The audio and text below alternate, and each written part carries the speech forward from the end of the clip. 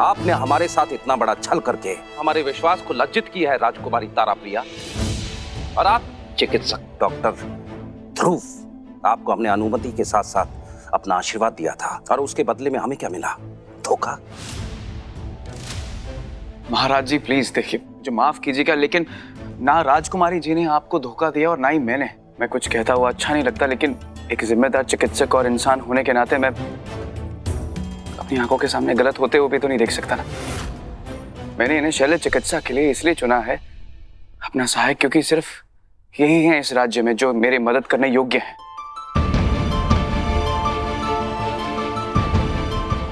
आपको भले ही इनकी काबिलियत का अंदाजा ना हो, लेकिन महाराज मुझे, और आप खुद सोचिए, तो राजकुमारी जी ने जो दवा बनाई है उसकी वजह से तो महावीर यानी कि युवराज जी आप सभी लोगों के सामने जीवित हैं।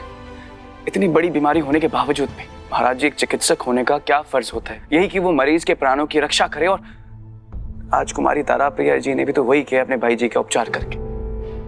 देखिए राजवैद्य जी अपनी जगह सही है, मैं इनको गलत नहीं साबित कर रहा हूं यहाँ पे, लेकिन इस पूरे वल्लभगढ़ में तारा प्रिया जैसा अच्छा चिकित्सक कोई नहीं है।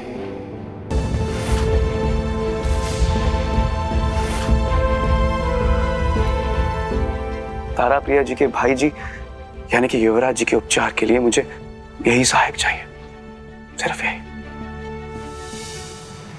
महाराज, इन्होंने एक स्त्री को पुरुष के वेश में छिपाकर राज्य और नारी की मर्यादा को अपमानित किया है। आप अपने पाप को बहानों में छिपाने का प्रयास ना करें। यदि आप युवराज के चिकित्सक ना होते तो अब तक आपका लहू वल्लभगढ़ की नाली में बह रहा होता। चिकित्सक महोदय। सेनापति जी सावधान।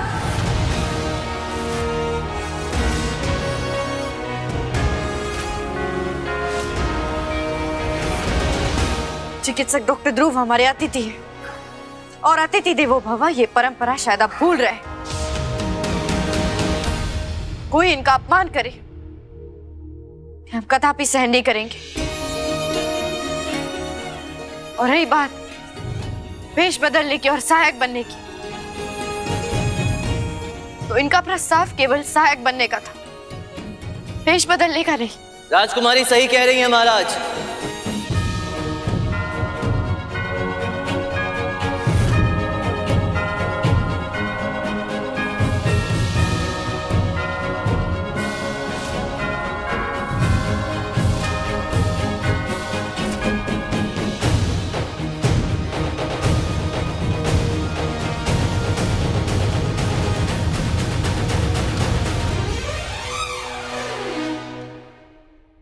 तारू को हुनर अली बनाने का प्रस्ताव, सुझाव और अनुमति हमने दी थी महाराज।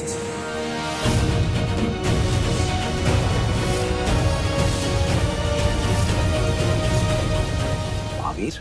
जी पिताश्री महाराज, यदि तारू को भेष बदलकर हुनर अली बनने के लिए दंड मिलना चाहिए तो इसके लिए हम सभी को भी दंड मिलना चाहिए। आप कहना क्या चाहते हैं? यही महाराज कि तारू को हुनर अली बनने पर विवश होना पड़ा तो इसका कारण हम सभी तो हैं। सेनापति जी, राजपुरोहित जी, हम भी, और महाराज आप भी।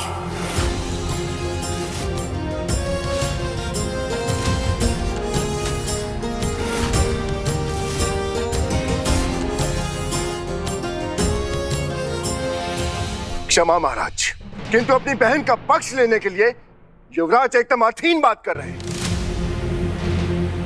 हमारी बात का अर्थ समझने के लिए आपको अपनी समझ का तनिक विस्तार करना पड़ेगा सेनापति जी। महाराज, ये तथ्य है कि राजकुमारी तारा प्रिया एक कुशल वैद्य हैं, एक संपन्न चिकित्सक है, किंतु मात्र स्त्री होने के कारण वो किसी का उपचार नहीं कर सकते, अपने भाई जी का भी नहीं।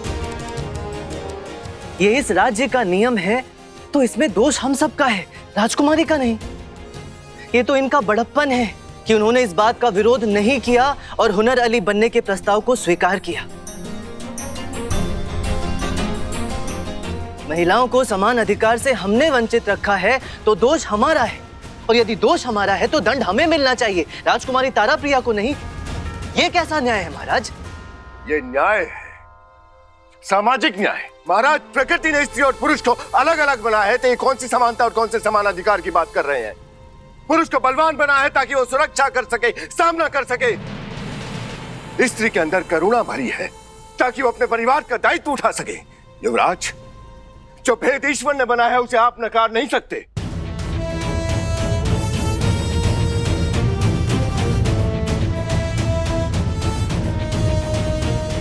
प्रकृति के अंतर करने में और आपके बढ़ा चढ़ाकर बताने में जमीन आसमान का फर्क है सेनापति जी। हम बढ़ा नहीं रहे, जो भेद है केवल उसे बता रहे हैं। ओके ठीक है, आप बताइए मुझे महिलाओं को क्या करना चाहिए क्या नहीं करना चाहिए, इस चीज का हक कौन सी प्रकृति ने दिया है आप पुरुषों को? और आप कौन से जमाने की ये दकियानुसी बातें कर रहे हैं? कौन सी जमाने की बात कर रहे हैं? हम इस युग की और इस युग की परंपराओं की बात कर रहे हैं। डॉक्टर ध्रुव, तुम 17वीं सदी में हो। तुम्हारे युग से 400 वर्ष पुराने युग में। भूलो मत। युग कोई भी हो सेनापति जी, पुरुष को हर युग में जन्म देने वाली महिला ही होती है। और चिकित्सक होने के हैसियत से मैं आपको एक चीज बता दूं कि जितना बल उसमें लगता है ना, उसकी आप कल्पना भी नहीं कर सकते।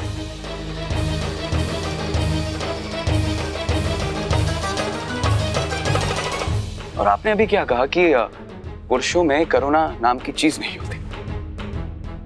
ये कहकर तो आपने यहाँ जितने भी पुरुष हैं ना, उन सब की इज्जत 7वें आसमान पे कहीं फेंक दिया।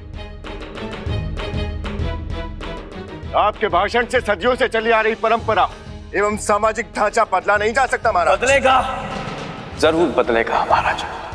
प्रकृति की बात कर रहे हैं ना आप लोग। प्रकृति का पहला नियम होता है बदलाव। और वक्त की ना एक खास बात होती है, वो हर पल बदलता रहता है। और वो समय भी ज्यादा दूर नहीं है महाराज कि इंसान क्या कर सकता है क्या नहीं कर सकता है, उसका फैसला पुरुष या स्त्री होने से नहीं बल्कि उसकी काबिलियत से तय होगा।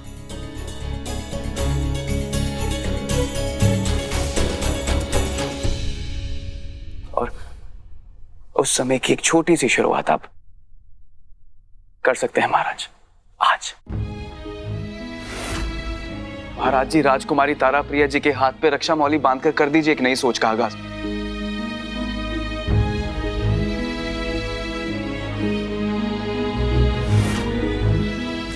महाराज, एक विदेशी के वक्तव्य से कहीं अधिक बढ़कर है आपका राजधर्म। आप तो सब ज्ञानी है महाराज, किंतु आज आपको चुनना होगा, राजधर्म या पिता धर्म। यदि आज हमने राजकुमारी जी को अनुमति दे दी तो कल इस राज्य की प्रत्येक महिला अपनी लक्ष्मण रेखा पार करने लगेगी महाराज। महाराज जी, लक्ष्मण रेखा साधने से तो अच्छा है कि हम रावण वाली सोच को ही समाज से निकाल के फेंक दें। राजकुमारी जी हमारी होने वाली धर्मपत्नी है।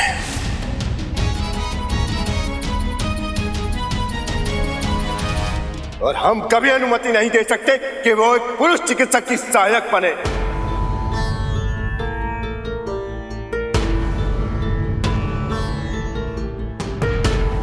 अच्छा ठीक है, ओके, गॉट इट। आपका कहने का मतलब है कि आपकी ये मतलब जो राजकुमारी ताराप्रिया जी हैं, अगर उन्हें श्वास भी लेना है तो वो भी आपसे पूछ कर ले, है ना? कैसा बेतुका सवाल है महाराज? बेतुका सवाल तो लगेगा ही। सबका अधिकार है श्वास लेना। हाँ, अगर श्वास लेना सबका अधिकार है तो राजकुमारी जी क्या करना चाहती हैं क्या नहीं करना चाहती हैं उसका उनके पास अधिकार क्यों नहीं है?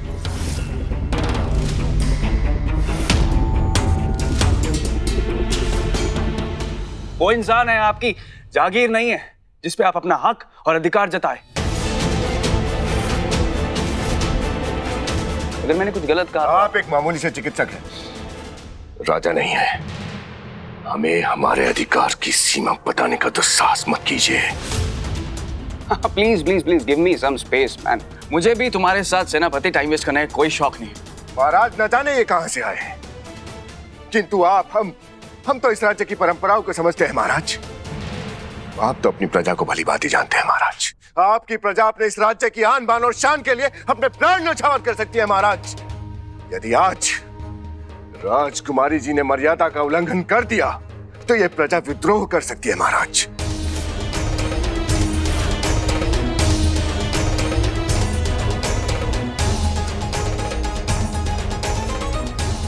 प्रजा जो चाहती है वो हम प्रजा पे ही छोड़ देते हैं ना सेनापति जी।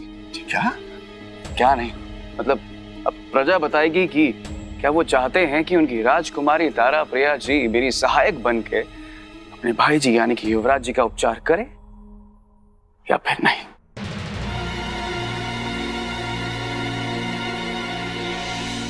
प्रजा से पूछ लेते हैं, अर्थात आप क्या चाहते हैं कि हम लोगों के घर घर जाएं और ये प्रश्न पूछें? महाराज जी, आपको लोगों के घर जाकर उनसे पूछने की जरूरत नहीं है, बल्कि लोग आपके पास आएंगे बताने के लिए कि उन्हें कौन से पक्ष का साथ देना है। लेकिन इस चीज के लिए हमें मतदान करना होगा।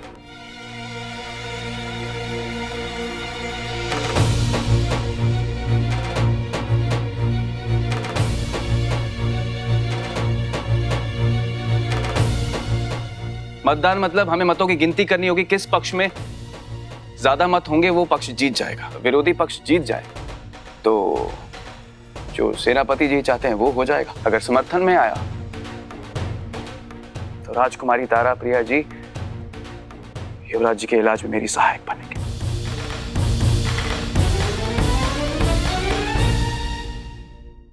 मतदान महाराज, ऐसा आज तक नहीं हुआ है। यह राजतंत्र है, यह अंतिम निर्णय राजा का होता है, प्रजा की राय नहीं ली जाती। हर चीज की शुरुआत कभी ना कभी तो होती है, और आपको तो भरोसा है ना अपनी प्रजा पे कि राजकुमारी जी के वैद्य बनने पे विरोध करेगी। अगर आपका अंदाजा सही हुआ तो वही होगा जो आप चाहते हैं, और अगर आपका अनुमान गलत हुआ तो फिर आपकी एक गलतफहमी दूर हो जाएगी। राजतंत्र की नींव भी तो सेनापति जी प्रजा ही होती है, तो प्रजातंत्र से परहेज किस बात का? प्रजा होती है निरी मूर्ख, इसलिए कोई इन पर राज करता है। प्रजा का हित और अहित केवल राजा तय करता है। मूर्ख कौन होता है जानते हैं? जो स्वयं को सबसे ज्यादा बुद्धिशाली माने। सेनापति जी, हम नियम क्यों बनाते हैं? प्रजा के हित के लिए। तो फिर उनका मत लेने में क्या हर्ज है? महाराज, हमारी विनती है, वल्लभगढ़ में मतदान का आदेश पारित कीजिए।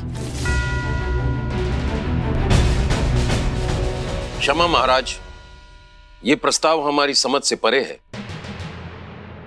महाराज, राजकुमारी जी वैद्य बन सकती हैं या नहीं, ये भला प्रजा कैसे बता सकती है?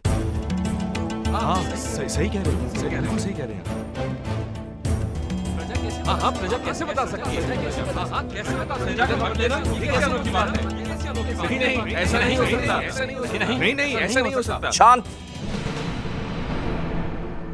एक सफल राजा वही होता है जो अपनी प्रजा को समझ सके, उसे सुखी रख सके, और गंभीर विषयों पर अपने राज्य की प्रजा का मन जानना कुछ गलत नहीं।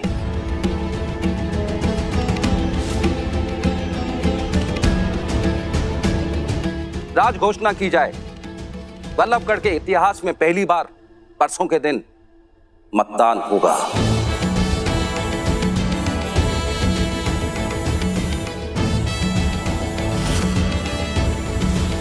यदि राजकुमारी तारा प्रिया को चिकित्सक का सहायक बनने के हक में मत दिए तो हम राजकुमारी तारा प्रिया को चिकित्सक का सहायक बनने देंगे, और यदि उसके विरुद्ध में मत आए तो राजकुमारी तारा प्रिया इसके आगे कभी भी वैद्य बनने की बात नहीं कहेंगी, और उनकी सारी औषधियां और उनकी वैद्यशाला को जलाकर राख कर दिया जाएगा।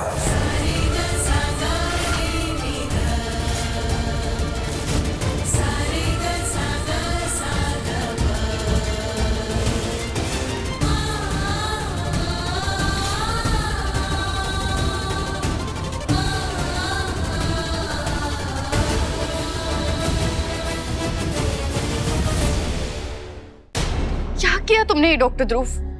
वल्लभगढ़ की प्रजा एक स्त्री के वैद्य बनने के पक्ष में अपना मत कदापि नहीं देगी, कदापि नहीं। इस मतदान में वो चिकित्सक भारी मतों से हारना चाहिए। जाओ राज्य में प्रत्येक व्यक्ति को समझा दो कि यदि उन्होंने राजकुमारी के पक्ष में मत दिया तो कल से उनकी बहन बेटियां घर से निकलकर व्यवसाय के अवसर ढूंढने लगेंगी। सामाजिक ताना बाना खराब हो जाएगा, और तो और घर में जो पुरुषों का सत्ताधिकार है वो उनके हाथ से निकल जाएगा। जाओ।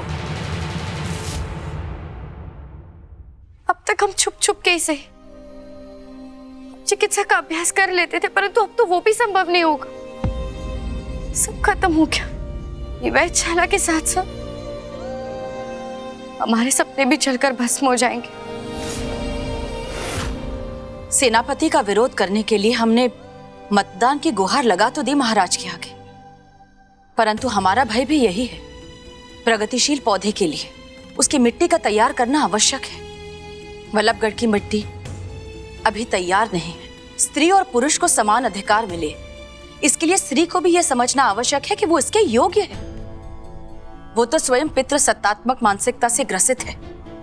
रानी जी, मैं आप लोगों का डर अच्छे से समझ रहा हूँ। इस मतदान में अगर आप जीत गए तो आपके साथ ही साथ आपके राज्य की कितनी स्त्रियों को एक हिम्मत मिलेगी, एक हौसला मिलेगा। अब खुद बताइए, अगर बात समाज को बदलने की हो तो निजी जोखिम भी उठाना पड़ता है महारानी जी।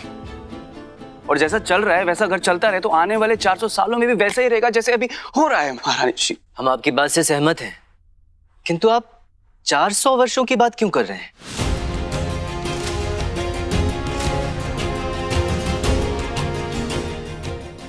वो हमें ये समझाने का प्रयत्न कर रहे हैं कि यदि हमने अभी प्रयत्न नहीं किया तो 300-400 वर्षों में भी स्त्री को समान अधिकार नहीं मिल पाएगा।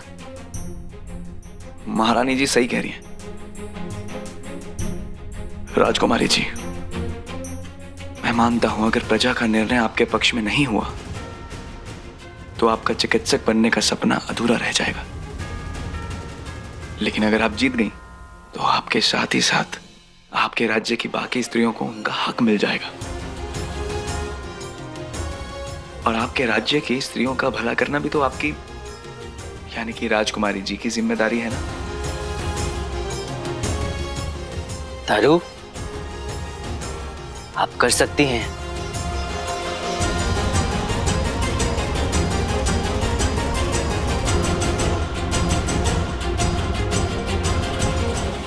सुनो सुनो सुनो, महाराज के आदेश अनुसार समस्त वल्लभगढ़ वासियों को सूचित किया जाता है, राजकुमारी तारा प्रिया के वैध बनने के पक्ष में या विरोध में सभी को मतदान करना होगा। स्त्री होकर वैद्य?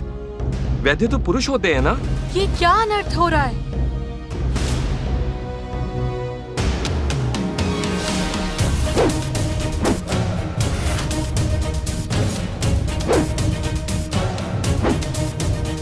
बहुमुखी प्रतिभा की धनी हैं आप राजकुमारी जी। हमें और इस राज्य को गर्व है आपके ऊपर। राज्य के सेनापति को राज्य की राजकुमारी से झूठ बोलना शोभा नहीं देता सेनापति जी। क्या आता है हमें? आप नहीं चाहते हम वैद्य बने।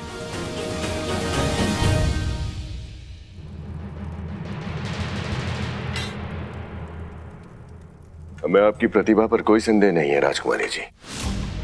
हम आपके चिकित्सक बनने का विरोध इसलिए कर रहे हैं क्योंकि हम नहीं चाहते आप ये सब कार्य करें।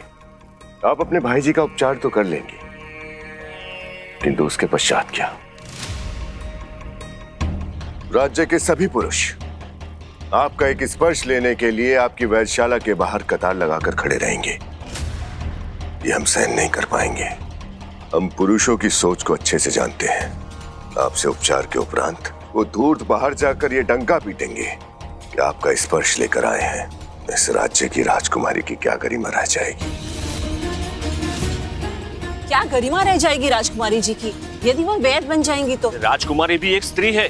स्त्री का स्थान तो घर के भीतर होता है, वही रहे तो बेहतर। एक स्त्री सभी पुरुषों को उपचार के नाम पर स्पर्श करे, ये तो सही नहीं है। ऐसी ऊंची सोच की व्यक्ति ही वैद्य जैसे पुण्य कार्य में भी केवल स्पर्श को महत्व दे सकता है। आपने भी तो झूठ कहा था सेनापति जी कि आपके उपचार हेतु हमने आपको स्पर्श किया। क्या तब आपको हमारी गरिमा का विचार नहीं आया? या फिर आप भी उन धूर्त व्यक्तियों में से एक हैं?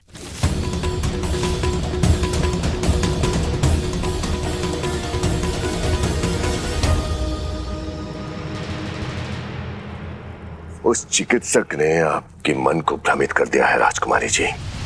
इस राज्य में स्त्री और पुरुष को कभी एक समान अधिकार नहीं मिल सकते। और कल मतदान में ये सिद्ध भी हो जाएगा। हमने वो जगह देखी है सेनापति जी जहाँ स्त्री और पुरुषों को समान अधिकार मिलता है, और अब उससे कम में संतोष नहीं करेंगे। राजकुमारी जी,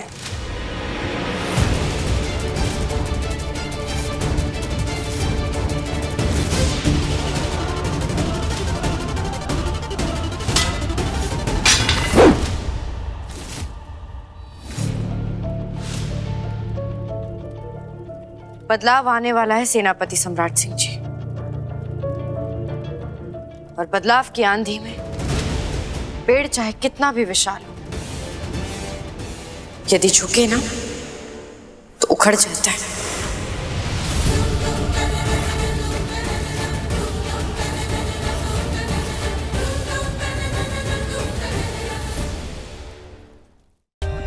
For more updates, subscribe to our channel, click the show links and enjoy watching the videos.